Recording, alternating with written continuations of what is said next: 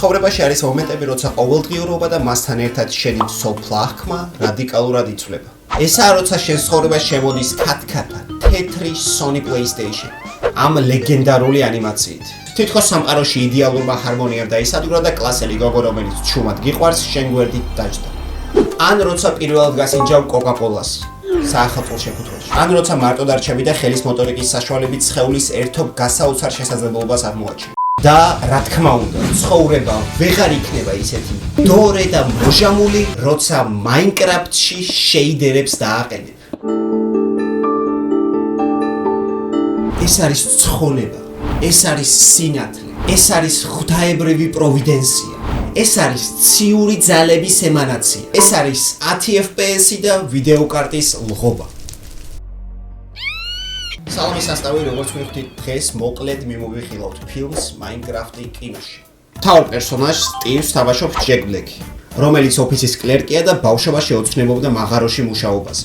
ერთ-ერთი ლანჩის დროს მას გაახსენდება, რაზეც ოცნებობდა ბავშვობაში და გაეშურება მაღაროებისკენ. დაიწყებს ამ მაღაროში მუშაობას და უცბად აღმოაჩენს უცნაურ ნივთს, რომელიც ალბათ ახლა ვინც თამაშობთ, ყველა მიცით ეგ ნივთი, მაგრამ მე 1 და 10-ის მერე Minecraft-ს არ ვთამაშობ და ეს არის რაღაც დაახლოებით პალეოლითის მერე უკვე აღარ მითამაშია Minecraft-ი. მოკლედ ეს ამ ნივთს აღმოაჩენს, უბრალოდ 2 წელს შეაერთებს და აღმოჩნდება Minecraft-ის სამყაროში. ალბათ ფილმის ყურების შემდეგ დამეთანხმებით, რომ სტივის ტიპაჟი ცოტა აცთენილია მიზანს.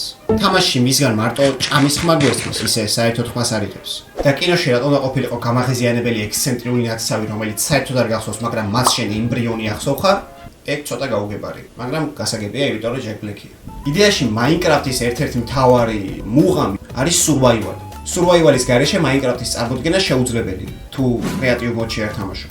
აქ survival-ი ძალიან ღარიბულადაა წარმოჩენილი. გასაგებია, რომ თელ საეკრანო დროს ვერ დაახარჯავენ ხეების ჭრას და რკინის მოპოვებას, მაგრამ ამ Minecraft-ისთვის საკვანძო პროცესისთვის უფრო მეტი დრო რო დაიხარჯათ, უკეთესი იქნებოდა ბევრად. ხოლო ისე გამოვიდა, რომ Minecraft-ისთვის მთავარი ასპექტი, რომ იწყებ ხის და ამთავრებ ალმასის წერაქვით, აი ეგ საერთოდ არ არის. რეალობიდან Minecraft-ის სამყაროში ასევე მოხდება ჯეისონ მომოას პერსონაჟი, რომელიც სათამაშო აპარატების ფაიტინგის ჩემპიონია და მის საყვარელი ილეთი არის ნაგვის სროლა და ამიტომ შეარქვეს ნაგვის კაცი. მასთან ერთად ძმა ამას რა გათამაშებს. სამყაროში მოხდება და-ძმა, რომლებსაც დედა გარდაიცვალათ და ახალ სახლში გადადიან გარემოს შესასვლელად. და უცბად თავის მაკლერთან ერთად, აი რა გრაფიკაა ძმა, სამყაროში მოხდებიან. უკვე გაკაჩუსტივთან ერთად ეს საზოგადოება ცდილობს თავი დააღწიოს Minecraft-ის overworld-ს.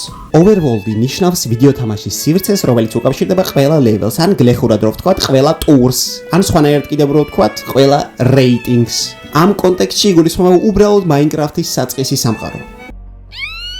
ვერ ვიტყვი, რომ ამ პერსონაჟების ისტორიები საინტერესოდ ვითარდება მეთქი, იმიტომ რომ ამ ფილმისთვის ეგ საერთოდ არ არის მნიშვნელოვანი. მაგრამ რაღაც ისტორიები მაინც აქვთ ამ გმირებს და მთლად ბრტყელები და უინტერესოები არ არის.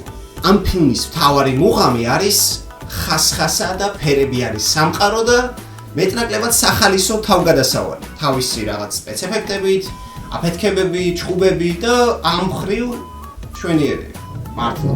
და ასევე Emma Meyers-ის ლუკი მომეწონა ძალიან. არ ვიცი მოდის ინდუსტრიაში ამ ლუქს რამე კატეგორიზაცია თუ აქვს, მაგრამ ჩემს წარმოდგენაში ამ ლუქს ქვია ცომი მოუზინე, შვილის მჭადი შეუწვი და წავედი ქათმის საკენკი დავუყარო. თუ თქვენი ბავშვებისთვის, ან ალფა თაობისთვისაც პრინციპში და რაღაც დონეზე ჯენზისთვისაც, თუ გინდათ, აი კარგი ფილმი ნახოთ, თუ საოჯახო, გასართობი, სასიამოვნო, ხარისხიანი Minecraft-ი კინოში არის ძალიან კარგი მაგისთვის რა. სულელური ხუმრობები, ადგილებში იაფი ფან სერვისი, თამაშის სამყაროს ზედაპირული გადმოცემა, მაგრამ სამაგიეროდ ლამაზი სამყარო, კარგი დინამიკა, ჯეკ ბლეკის დებილური ხუმრობები და სასიამოვნო ამბავი. საბოლოო ჯამში ფილმს დავუწერდი 6.5-ს 10-დან, 0.5 დავაკელი მარტო იმიტომ, რომ კაცი რო იწვალებ, იშრომებ, გაიქაჩები. მერე ალმასის წერაქვს ასე უაზროდ არ უნდა ისროთ. დღეს ცოტა მოკლე ვიდეო გამოგვივიდა, მაგრამ შემდეგი ვიდეო არ იქნება მოკლე. უეჭველი, დიდი ვიდეო უნდა იყოს და ისეთ საკაიფო კონტენტი უნდა გამოვიდეს შემდეგი ვიდეო. მე წავედი სამაგისტრო წერა. კარგად.